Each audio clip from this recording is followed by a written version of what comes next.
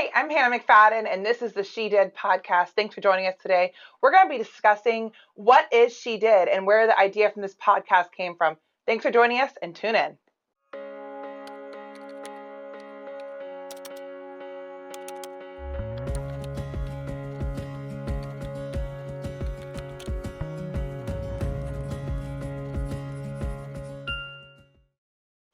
Okay, so I'm Hannah McFadden, and this is Cindy McFadden, and we are the president and vice president of Fish Company, and this is the She Did podcast.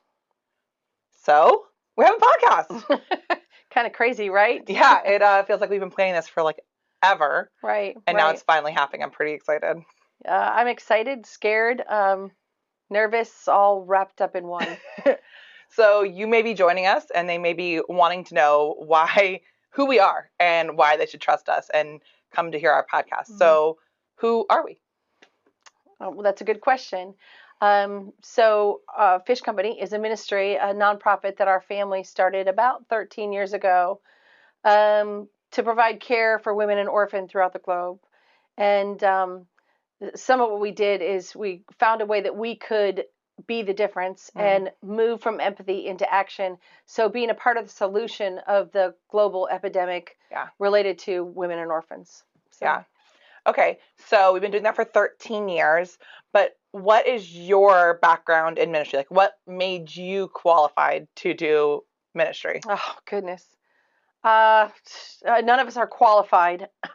I guess we're all called, but none of us are really qualified. But there are these things that God has placed within our lives, the way He created us, that prepares us for what He's asking us to do, right? So, for example, Fish Company is a ministry that was started based on what we had in our hands, the skills and the crafts that God had instilled in us from childhood, really. Yeah. And how we would take those things, those skills, sewing, crafting. We grew up on a farm, so things you would learn on a farm, and use those to be the difference. Yeah. So, but on top of that, in a more practical way, you also are a business owner. Yes. Yeah. You've been on lots of missions boards. Yeah. So what are some of the more practical ways that I think God does that right? He takes, He puts you on a path, and initially, a lot of times when God asks you to do something, you feel like it's way out in left field, but it never is. It never is. God's purpose and plan has always been working throughout your life to take you to where He's asking you to go. And so, for me, you're right. I did have the opportunity. I've sat on some mission boards. I've sat on boards at churches. I've led a lot of women's ministry things. And now, for the last almost 20 years, our family has run our insurance company. So I've run a business as well. Yeah. And so in the time, none of these things seemed to... It felt like all encompassing, like the insurance company was one thing. I didn't realize at the time how the skills that I learned in starting a business and building a business and in sales, how much that would affect what God was asking me to do down the road. So like He prepared me. What about you?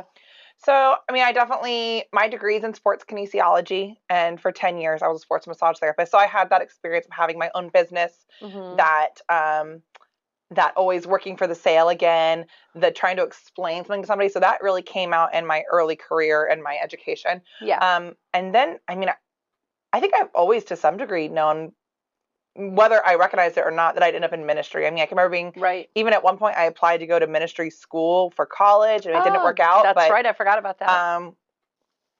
And so I think to some degree, but then also just the way we were raised, right? So we were homeschooled. Like she said, she homeschooled us. And I'm one of three, but then also my Aunt Julie has four, and we were all pretty much raised together. Yeah. And so we were raised to really think outside the box and think creatively and problem solve like that. And so even just that way of being raised helps in the application of Fish Company. When do you think you first felt God's calling on your life? That when you knew, not like He calls us all, right? Yeah. But when you first knew that God was calling you into ministry. Okay, so I a little bit had a temper tantrum with this one. So 2010, 14, I graduated college, and then I lived in Atlanta where I went to college for a handful of years after having my massage business. And I was doing really well. And I was a sports massage therapist. So I would travel with teams and they would pay me to do that. And I loved that. I was a college athlete. And so I loved that. And one day in 2017, I was living in my own apartment and whatever. And I literally woke up and I was like, okay, God wants me to go home and like run fish company and do fish company. And I kind of fought it for a few months. And, but that was really the first time that I acknowledged that God was calling me into ministry. And even though I fought it at first, once I accepted it, it was like the dominoes fell. And like, oh, okay, I'm going home. Oh, wait, there's a part-time job I could take up to help cover my wages as I started figuring out what it looked like to be a missionary. Oh, wait, you know, I can move my license super easily to keep, you know, just all the dominoes really fell into place. And so that was really the first time I acknowledged that I was called into ministry, I think. Yeah. So in case you guys don't know this, I don't know if we've said this or not, but I am Hannah's mom. Yeah. We are mother and daughter, and we run this ministry together. And really our different members of our family play different roles within the ministry.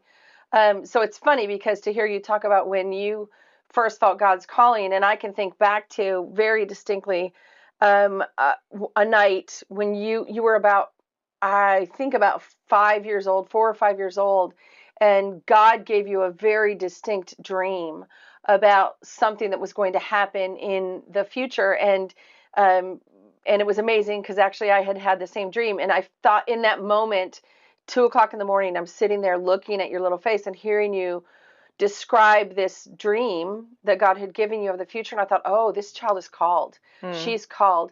And so I think your calling goes way, way, way back. Yeah, so. But there's a difference between having the calling on you your whole life and then the moment that you go, I'm surrendering to that calling. Yeah. And I mean, I think both can be made an argument. They're both really important. But I think as an adult, there's an importance in that, like, I recognize I'm called and I'm surrendering to this calling. Yeah. And now I'm taking steps to move that direction. Yeah. Compared to, like, I would argue that most children have some sort of marking or calling on them, everybody. Yes. And that because we have free will and free choice, to some degree, we squelch that as adults. So, okay, when did you know for sure?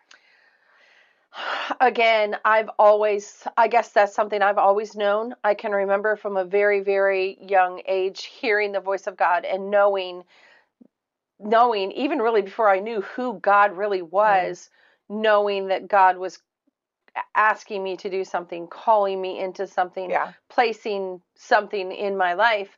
And then just always kind of in the back of my mind, knowing that someday all of this was going to come to fruition. So I've known forever, but the calling for Fish Company was a little bit different. It was this distinct, like, drop in time, almost like God said, boom, here is what I'm asking you to do. I'm going to design this ministry for you. Trust me, be obedient, and it's going to work. Yeah. And so that was a little bit different. And that was like, I mean, relatively soon before we walked the path on a Fish Company. Yeah. So. Okay, so Fish Company is amazing, and that's the ministry we run. But we are here today on the She Did podcast. Yes, we are. So what is She Did? Okay, so She Did is an idea that came out of actually one of our conferences. Yeah. I don't know, about 6 or 7 years ago, maybe a little bit longer. For those of you that don't know, Fish Company hosts conferences and women's events primarily, but to kind of really push people into the calling that God has for them. And so one of the themes for one of our conferences was She Did. And the idea comes from the idea that at the end of your life, you don't want people to be standing over your casket or remembering you or thinking about you going, wow, she had so many amazing ideas and thoughts and plans and everything, because I'm an idea person, right? And for an idea person, you have 50 million ideas and maybe only 2% of those you walk out and actually come to fruition. but that we wanted our lives to be what we did, not what we thought of, what we planned, what we dreamed. And so that, again, this would be this legacy that would go on in our family of, no, she didn't just dream of being a missionary. She went to Africa, walked out on that field. She built that orphanage. She started that sewing school. She walked out God's plan and purpose. She made sure her family knew Jesus and her neighbors, and just that idea of what that we did those things, not we planned those things. Well, it's almost like taking a frame of your life and putting your life in the frame of looking at it. What's your legacy going to be? Looking your life through the frame of your legacy, and the whole time going, I want my legacy to be a legacy of action, a legacy of follow through, a legacy of doing what God tells me to do. Right. And a lot of the inspiration we got from this as well came from like women in the Bible. So I mean, like if you look at like Dorcas and Tabitha, she had passed away, and the disciple was called to come raise her from the dead. And the proof of the reason she should have been raised from the dead was all of these good works and the things that she had done. The clothes she had made for the widows. If you look at, Hannah in the Bible, the Lord blessed her with a son Samuel because she was faithful and she stayed on her knees and she kept praying and kept pressing in, and she did the thing that God asked her to do. And so then she got the child.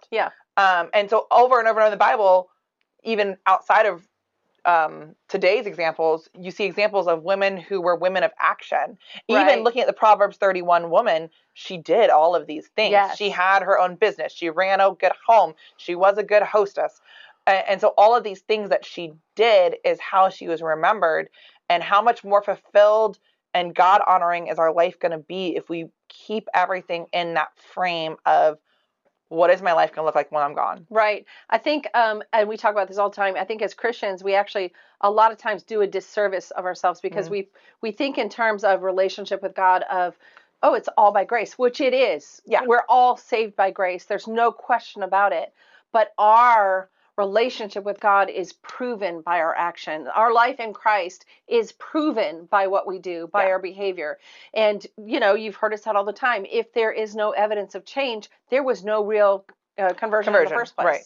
So we are very passionate about that, and passionate about the idea that it's not just for us. We want to take our friends along on the journey. We want all of our friends to walk with us on this she did path of, we meet these friends and they maybe have a calling but don't know at all, quite know what to do with that. Where do I go with that?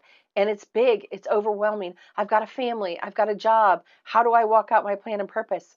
Well, Jesus didn't turn to, all the people he called the disciples and say, okay, I want you to fit this within, if this fits within your family and your job and everything. He said, no, this is first. This is number one. Your calling. Come on, let's go. And he takes care of things. I mean, obviously, he doesn't want us to ignore our family and friends and everything.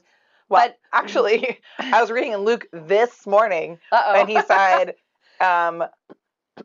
if your father and mother don't honor me, then basically ignore your family. Like, I'm the most important. Absolutely. And over again, we're told to lay down pick up your cross, up your cross and walk with God. And so, not that we want to be dishonoring to our family or our loved ones or our other commitments, but Jesus needs to supersede all of that. It truly is about that. It is about putting God first, about saying in every single area of my life, my family, my marriage, my job, my ministry, you will be number one. Yeah. And that's one of our goals. I mean, that's our main goal, is that in our projects, in what we do, in our ministries, that God is glorified in every single action, even to the point of, I've been on this crazy prayer journey for the last year and a half where I've just really, God is teaching me all this amazing thing, all these things about prayer. And of course, learning requires spending time. So I'm spending a lot of time in the throne room with God.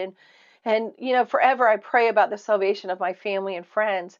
Well, I was like, wait a minute, I'm praying to the King of Kings, Lord of Lords, the God of the universe. It is not enough for my family and friends to be saved. I want their relationship, everyone's relationship with Jesus, to be their most significant relationship. Yeah. So it really is all about God. Absolutely. Absolutely. Okay. So she started at our conference. Yeah. So in this first conference, that was our conference where we did the project in a day, right? The orphanage in a day. Yes, it wasn't our first conference. It was our third or fourth. Yeah, but the one we did an orphanage in a day. Yeah. So our goal for that conference, and part of the reason it remains so near and dear in our hearts that we are now coming back and naming a podcast after that, is we set a goal for that specific conference that we would fundraise to fund an orphanage in a day. And so we're getting closer and closer to the conference. And first, through ticket sales, we fund an orphanage. Yeah, yeah. Then we start looking for a secondary project. Yes. And through pre-sales, yes, we fund a second, right? A second one. Second one. Yep. So literally, we're like few days out. And 2 days out. 2 days out. Yep. We're calling around all of our contacts. Do you have a project for us? Is there an orphanage here? Is there a sewing school pickup here? Just we wanted to do an orphanage in a day. We did it. We're on this roll, so why not do it up? And we call up some of our friends at one of our ministries we partner with a lot, and we're like, okay, we're looking for a project to pick up like ASAP. And she goes, okay, I think I got one. Calls back later on. There's a project in Thailand. And we're like, okay, cool. We've already got one project. Thailand is awesome. Send us over the paperwork. We'll start making sure it all fits, it all works. We're going to pray about it. Yep. And a little bit later, we get the paperwork, and we're looking through, and we're like, Darapon. That sounds so familiar. And we're looking at the pictures. We're like, wow, this place looks familiar. It looks so familiar, yeah. And all of a sudden, it clicks. This orphanage is on the same property as our first orphanage in Thailand. Yeah. Except this orphanage is specifically for girls rescued out of sex trafficking. Yeah, very young girls, like ages 4 and 5, that are rescued out of sex trafficking. And again, it's so amazing to kind of see how God aligns things and ties things together, especially how sometimes we think that we have to be the one to tie everything together. God's already done that. Yeah. He's just kind of going, just be available and obedient. And just kind of circling back to the orphanage in a day, it was amazing to us because when in the very beginning of creation of Fish Company, of course, we had these mentors and friends that spoke into this ministry and helped us. And I remember meeting with Pastor Robert Leatherwood. Yeah. And Robert was sitting down and he was talking about what our dreams and visions were for Fish Company. And he was saying, we would throw out some dreams and visions, and he's like, listen, think bigger. And we'd throw out some more dreams and visions, and he'd say, listen, think bigger. Think about what the most amazing thing what could you ever hope for? And we were like, how cool would it be to say that we raised enough funds in one day to build an orphanage project? And he's like, yeah, that's awesome. Now you're talking. And then 5 years later, here we are at an event that we're preparing for, and at that point, we couldn't get projects fast enough to keep them. So by the end of that conference, we had raised enough funds to build 3 orphanages. And it was such confirmation that our God is so unbelievably big. We can't outdream him. We can't outgive him. If you're walking in obedience in his path, it will happen. Yeah. So and to me, that kind of falls along the same plane as, with Fish Company, we always say, give your fish, right? Yeah. Based off the little boy, when Jesus feeds the 5,000, right? There are people getting hungry. The disciples are going, where do we get food to feed all these people? Jesus says, just deal with it. And they find this little boy, and he's got some fish and some loaves, and it's like his little boy lunch. Yeah. And so I'm sarcastic. You guys will find this out if you keep listening. And in my head, the disciples are like, this little boy's measly little lunch. We've got like 5,000 men plus their wives and their children. This is not going to do it. But Jesus sees the value and what this little boy has to giving everything he has, which honestly originally comes from God, right? So you're just giving it back to the creator, back to the person that it originally came from. Absolutely. And then he did the miracle. And so we're always saying, give your fish. Yeah. And around Fish Company, right? So the idea of you may be a seamstress, and so your fish is sewing bags and using the proceeds to build orphanages. Right. Or you may be a baker, and your fish is baking for this event or baking for people in need. You may be an accountant, and your fish is giving accounting help to churches. I don't know. Everybody's got different fish. I mean, there are people who are amazing at doing hair, and their fish is doing hair for people at events or whatever. But finding that gifting and that talent that you already have, or identifying it, not really finding it. Right. And then figuring out how to submit it back to God. Right. Right. Okay. So we've kind of told them now who we are and who Fish Company is. Yeah. We've told them what the idea of She Did is. Mm-hmm. Now, what is She Did practically? Why do we need She Did? That's a very good question. I think as women in ministry, and we have lots and lots of friends who are women in leadership roles in ministry, pastors, ministry leaders, missionaries, small group leaders, Bible study leaders. And we need these safe spaces. We need these environments. One thing that we found that we were missing is this environment to kind of walk each other through this process and have safe spaces to come and share with other women about what do you face? What is God asking you to do that feels so giant and big? And how can I help you walk into that? How can we kind of liken this to, I was sitting at a Bible study once, and I know this is, women want to help each other. So, different women were talking about how they, had this going on with their family and that going on with their family, and how it was so hard to get to Bible study, and how it was hard to make your quiet time a priority. And I think the tendency sometimes is to let people off the hook. Oh, you're doing so much. You're doing so much. It's okay. God understands. Well, we have a very jealous God. Yeah. And he does, it's not okay to tell your friend, you'll have plenty of time when they grow up for Bible study, or we need friends who are going to be iron sharpeners with each other, who are going to say, no, you make your life will be so much better when you get into that priority of putting God first every day, of starting your day with the Lord, of finding God in every aspect of your life. And so, I found that I myself, I don't want sympathizers. I want iron sharpeners. Yep. I want other women who are going to walk into battle with me, who are going to go, you're having trouble with this? Turn to this Bible study. You need this? Come to this class on women entrepreneurs starting their own ministry. Yeah. You need that. And so we found just naturally, because we were lacking in some of that we found our own answers and then started being the answer to the friends around us. Yeah. So two things. One, She Did's really personal to me too, because I kind of went through a season of burnout, like last year-ish. And when, in hindsight, looking back now that I'm kind of on the other side of that hill, I got isolated in ministry. I got isolated in leadership. And so you're pouring out, but instead of leaning into my community around me, I had become isolated, and I had felt like the weight of the world it was my responsibility to do all these things. And of course it leads to burnout, because I'm trying to take a God-sized job and put it on my shoulders. Right. And so that's another thing that I really am excited about getting out of She Did, is this development of community of people that if they see me going on that path, or we see each other going on that path, we go, hey, wait a minute, that's a God-sized job. You're just called to do this, and kind of hold each other in that safe space. Like you said, kind of a safe space, but a safe space to even come and say, listen, I'm burned out. What did you do to get back on the path? What did you do to stay healthy in your leadership? Right. What did you do? So that is definitely something that She Did's going to be talking about some. Right. And then second, so my second question, sorry. What are some things then they can expect to hear on the podcast?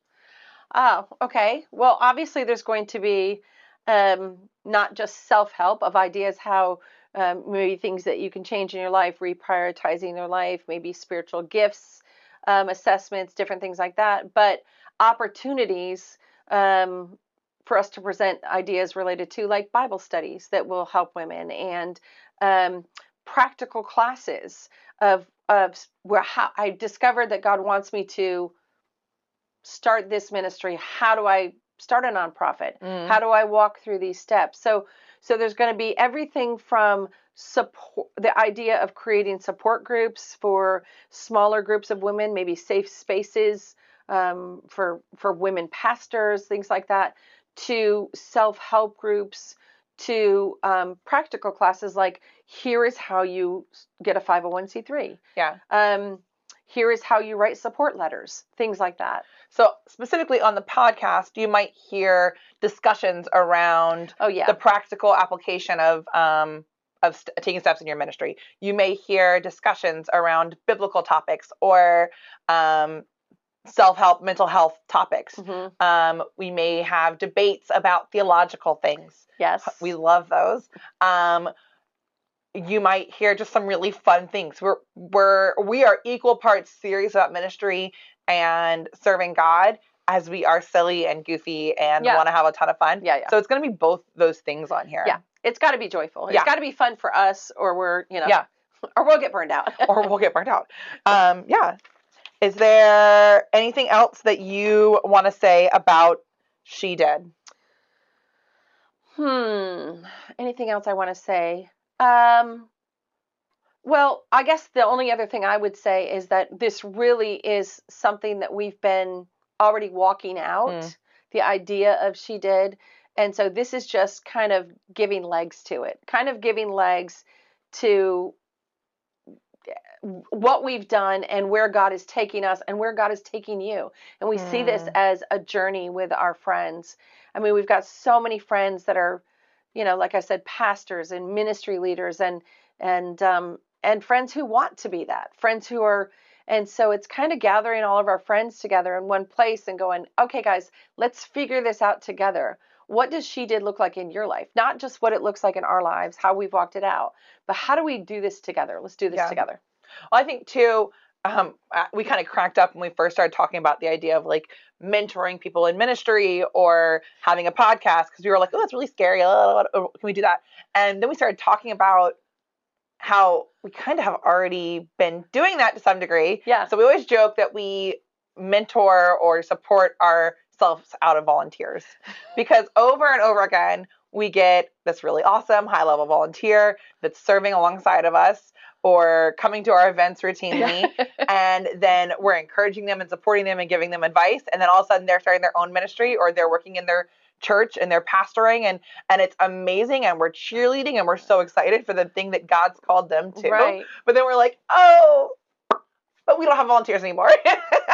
And so it's just funny as we start developing this idea of She Did and what this is going to be, and just looking in and realizing that for several years now, we've already been doing this to a degree without really even acknowledging it. I mean, how many different ministries can we point to and go, oh, she now runs a large ministry locally, and we gave her all this advice. Oh, she started out as one of our volunteers, and now she's a ministry leader at her church. Oh, she started out as one of our volunteers, and now she's a pastor at her church. And just like, she's a missionary. Yeah, she's a pastor. She's,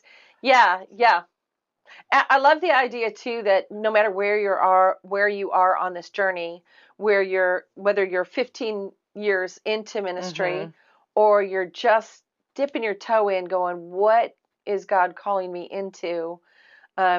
We want to say yes to everything. We want to be the yes to all of those, everything in between. Are you just dipping your toe in? Do you want to be part of She Did? Can we help you? Yes. Are you 20 years into ministry and you're kind of burned out, or you're dealing with this? Can we help you? Yes. And it's the idea that we're doing this together as a team. I love it. And we were talking, just to go back to like kind of the value of She Did. We work in missions, and as missionaries, 80% of the legwork is done by women in missions. 80% of missionaries, particularly in the field, but overall, are women.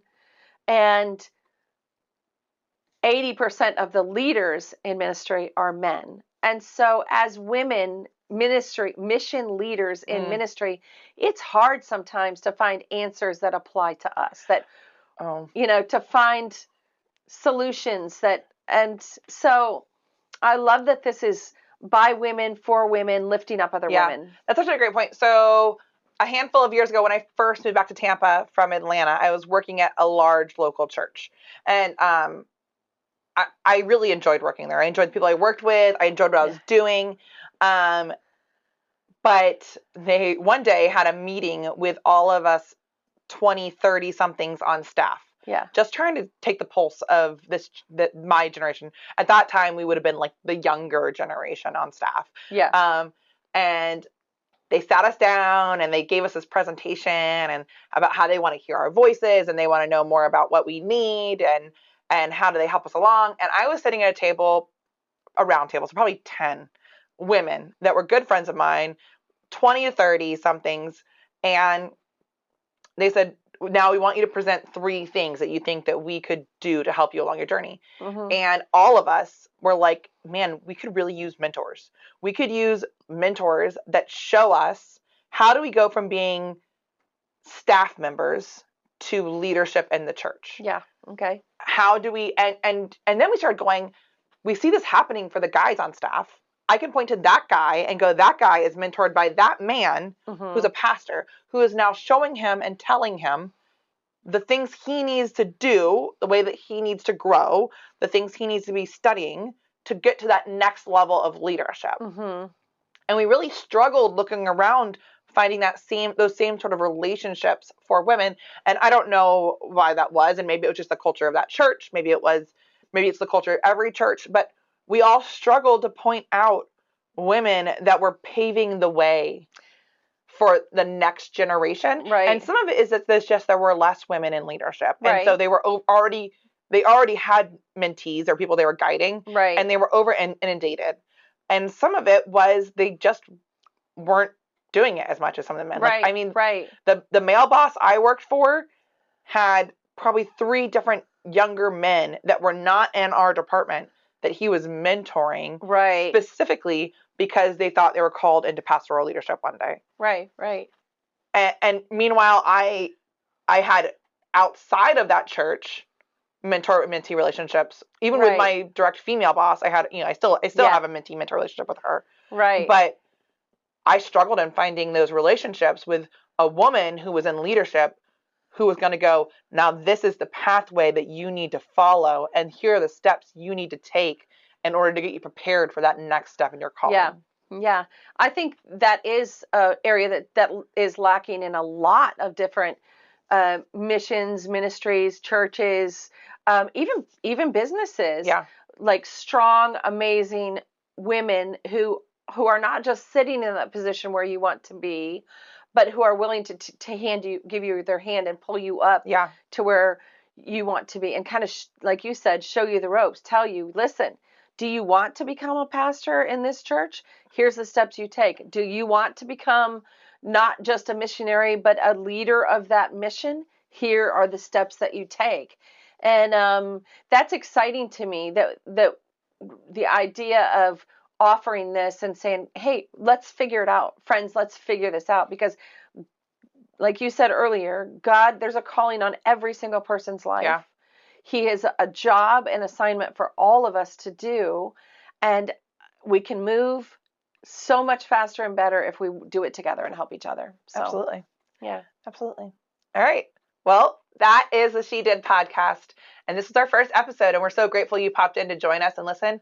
Please follow us on social media at Fishco 100 on Instagram and Fishco Tampa on Facebook. And be watching for more content to come out on the She Did podcast. Make sure you like and follow to hear more podcasts as they come out. Thanks.